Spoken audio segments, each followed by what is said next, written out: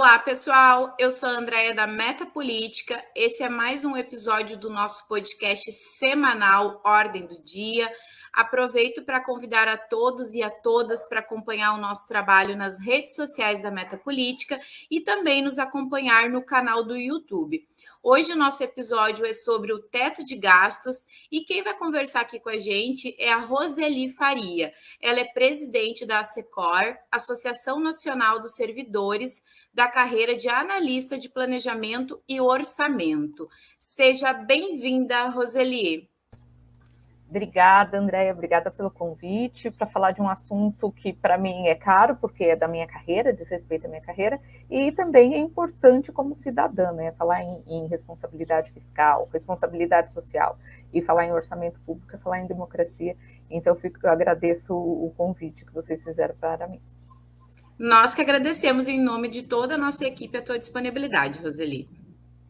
Obrigada. Em 2016, o Congresso Nacional aprovou a proposta de emenda à Constituição que limitou o aumento dos gastos federais por até 20 anos, a chamada PEC do teto. O texto restringiu o crescimento das despesas do governo federal à inflação do ano anterior. Criado pelo governo Temer, argumentou-se que o teto de gastos seria um mecanismo para frear o crescimento dos gastos públicos, com o objetivo de equilibrar o orçamento no longo prazo e conter o aumento da dívida pública. Para a gente começar a nossa conversa, então, Roseli, explica para nós, de uma forma mais detalhada, o que prevê o teto de gastos e como ele funcionou até agora aqui no nosso país.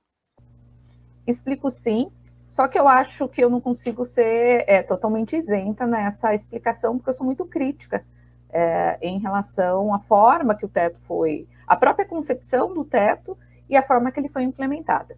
Então, de onde vem a ideia de você congelar as despesas primárias da União por 20 anos na Constituição?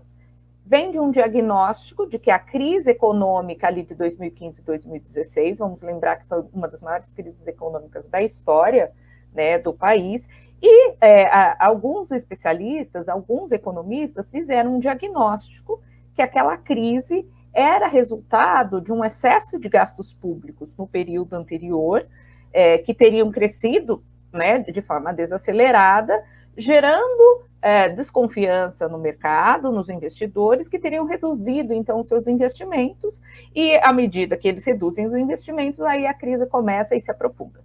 Né? A partir desse diagnóstico de excesso de gastos do Estado, e esses gastos seriam sempre ineficientes, então se propôs, né, um congelamento das despesas primárias da União por 20 anos, porque se imaginou que com essa medida você teria um choque de confiança do mercado, dos investidores que voltariam a investir, a gente voltaria a crescer, e no médio e longo prazo, como os gastos da União não poderiam aumentar, então ele iria começar a se reduzir em relação ao PIB total. Né? Então você muda a composição dos investimentos do país a partir desse congelamento dos gastos das despesas primárias da União. Como que ele funcionou? Bom, a ideia era, então, que você pegasse as despesas primárias ali de 2016, você congelaria e na elaboração do orçamento, você teria um limite, que é o limite, né, deste valor atualizado pela inflação e a inflação dos últimos 12 meses. Ou seja, o projeto de lei orçamentário é enviado até o final de agosto para o Congresso Nacional. Em junho, se verifica qual foi a inflação entre junho do ano em que você está fazendo o projeto de lei até julho do ano anterior, esses 12 meses, você atualiza esses gastos e aí você faz a sua alocação orçamentária. Como que ele funcionou? Bom, ele funcionou de forma um pouquinho capenga logo de início, né?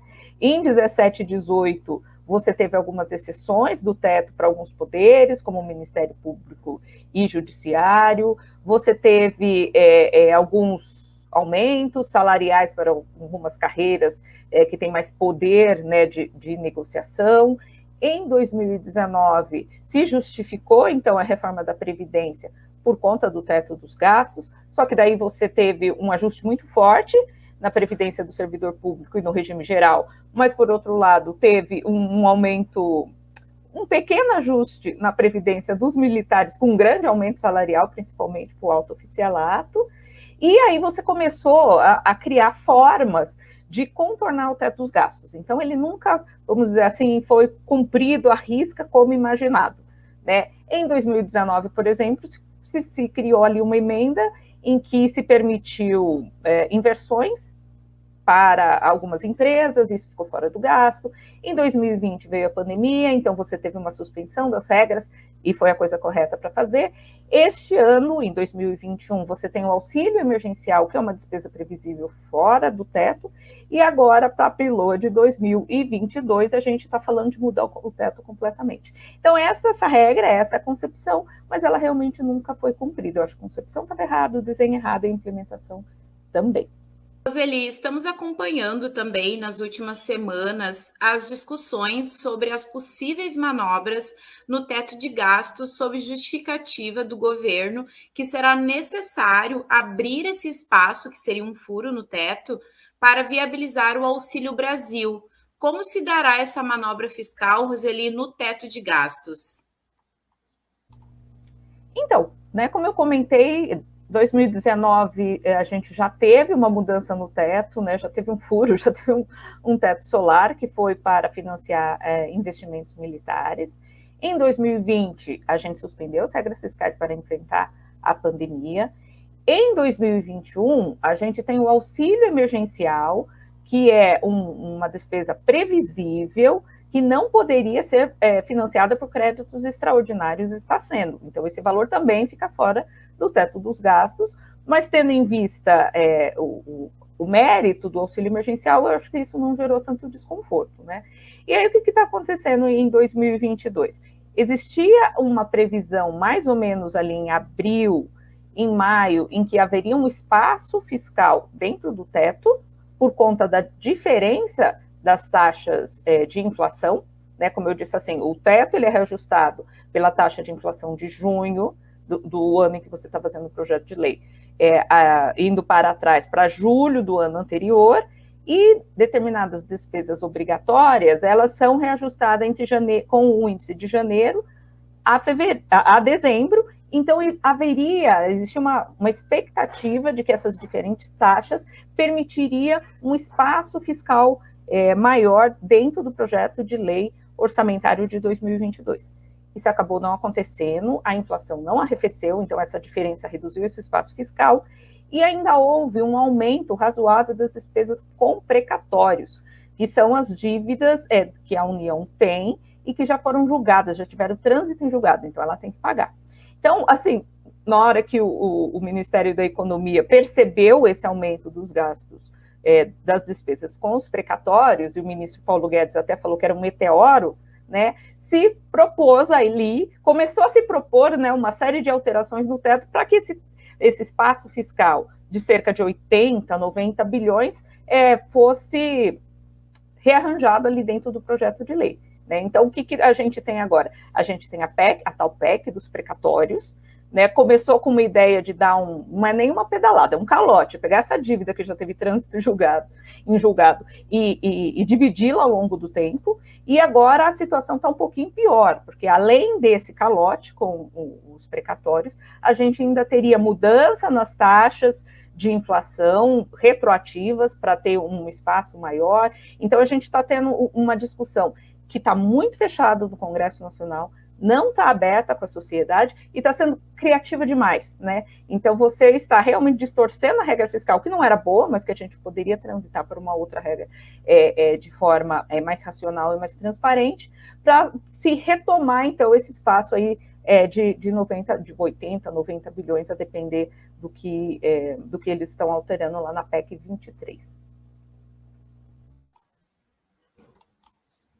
Essas manobras, Roseli, abrem espaço para criar um novo auxílio social. Mas como fica a responsabilidade fiscal do país? Quais são os riscos para o Brasil? Ótimo. Então, a justificativa do governo é que ele está fazendo isso para ter espaço, então, para o aumento desse programa de transferência de renda que está substituindo o Bolsa Família. Mas, para mim, isso não é totalmente verdadeiro, vamos dizer assim.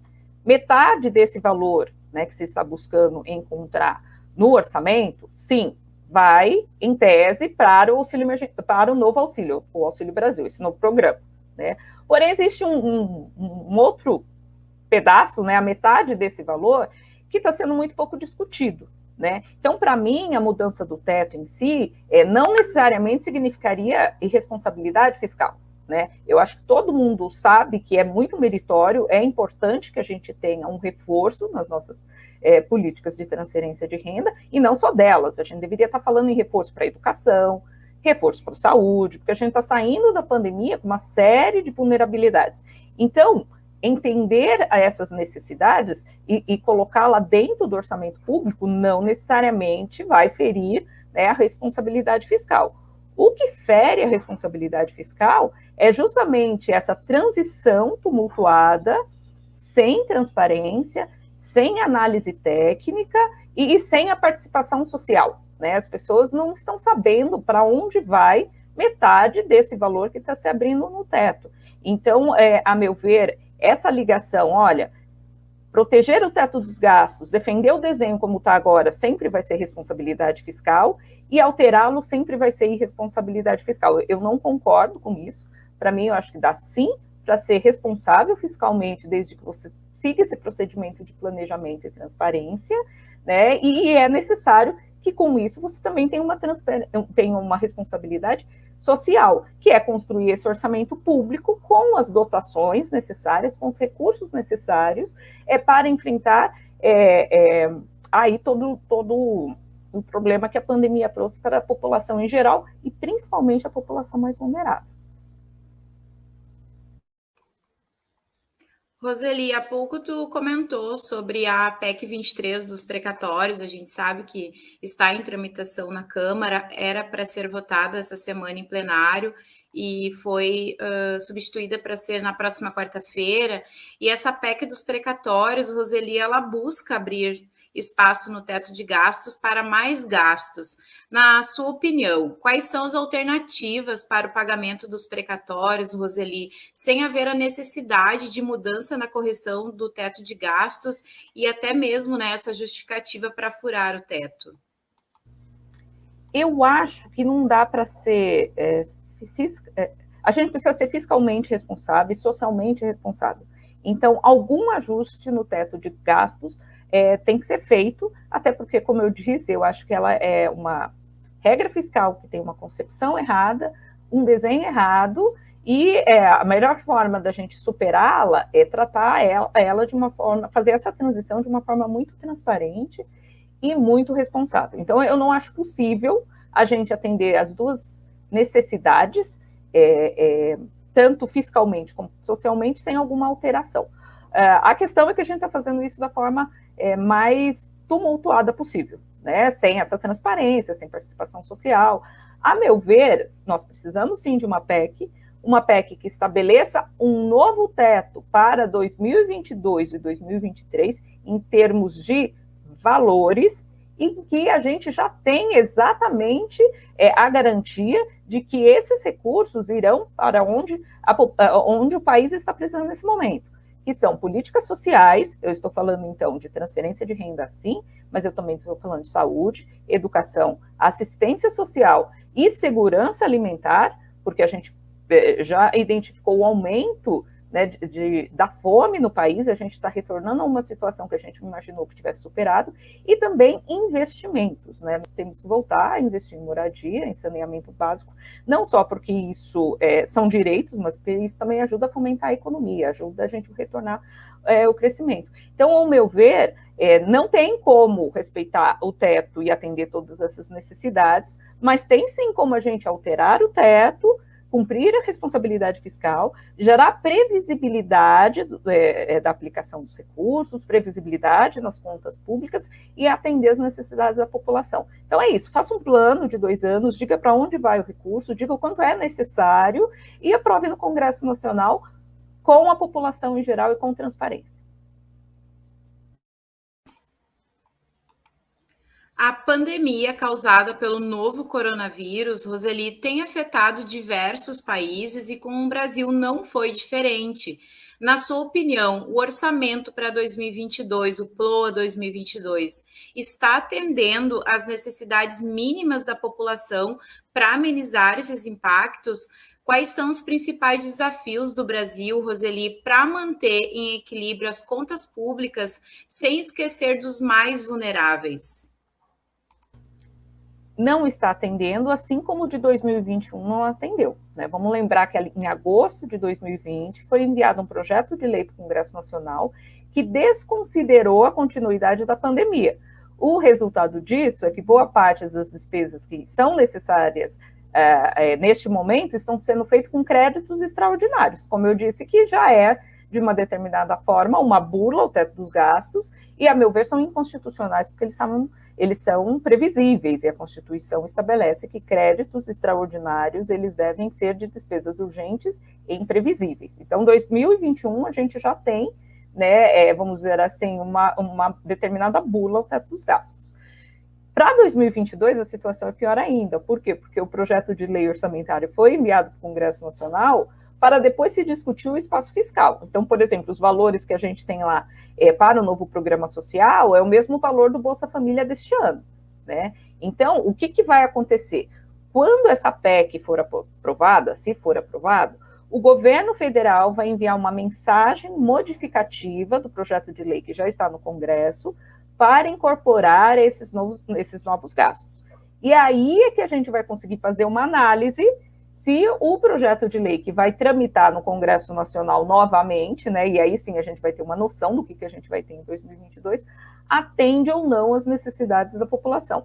A meu ver, não vai atender, e a gente tem que ficar muito atento em relação a isso, porque enquanto todo o foco está no Auxílio Brasil e na política de transferência de renda, o que se discute nos bastidores é um aumento das emendas do relator, né, que são essas emendas que o relator do projeto de lei pode fazer para fazer determinados ajustes, mas que tem aumentado ao longo do tempo, de forma pouco transparente, e tem se falado que esses recursos, que inclusive em 2021 foi bem alto e gerou uma série de desconforto, o mercado ficou nervoso também, porque foi uma surpresa o aumento dessa emenda de relator, que este valor, que está se falando em 15 bilhões, o relator ele pode distribuir para a base do governo sem cumprir o que demanda aí a responsabilidade fiscal, que é essa ação planejada e transparente. Então, neste momento, o projeto de lei não atende e a gente não tem a garantia que vai atender.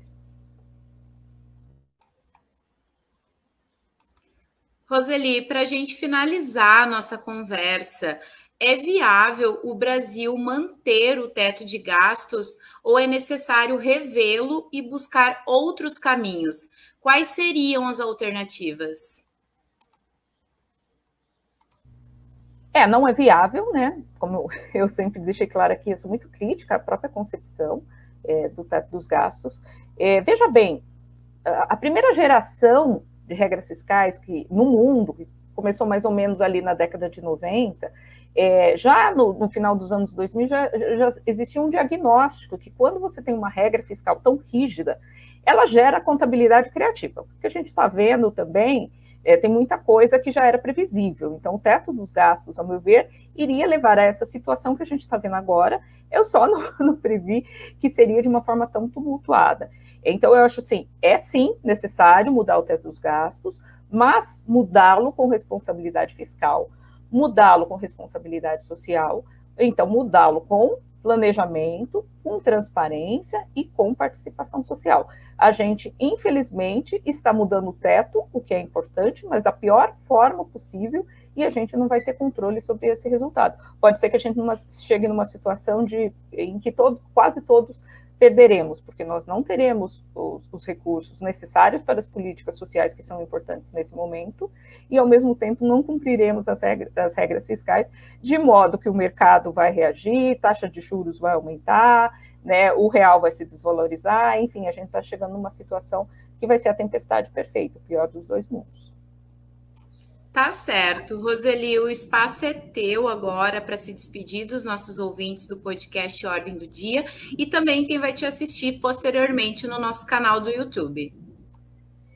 Bom, eu queria agradecer a todos e todas que acompanharam, então, aqui essa conversa conosco e pedir que mantenham muita atenção no debate que está sendo feito no Congresso Nacional neste momento. Às vezes é um debate árido, ele é complicado, mas acompanhe o que está sendo discutido na Comissão Mista de Orçamento. Talvez esse seja o orçamento da União mais importante das últimas décadas, né? O que o Brasil vai ser nesse futuro imediato vai depender muito da capacidade da sociedade brasileira fazer com que o Congresso estruture uma lei orçamentária do ano que vem que atenda às reais necessidades da população e abra mão de interesses de curto prazo e, de repente, eleitoreiros, né? Eu acho que esse é um momento de exigir do Congresso Nacional e do Poder Executivo que eles estejam à altura dos nossos desafios, né? Que são muito altos. Então, gostaria ali, além de agradecer as pessoas que ouviram, pedir para que elas acompanhem muito atentamente e atuem na elaboração da lei orçamentária deste ano. Muito obrigada, Roseli. Um abraço para ti mesmo à distância. Até mais, querida. Esse foi mais um episódio do nosso podcast Ordem do Dia. Até mais.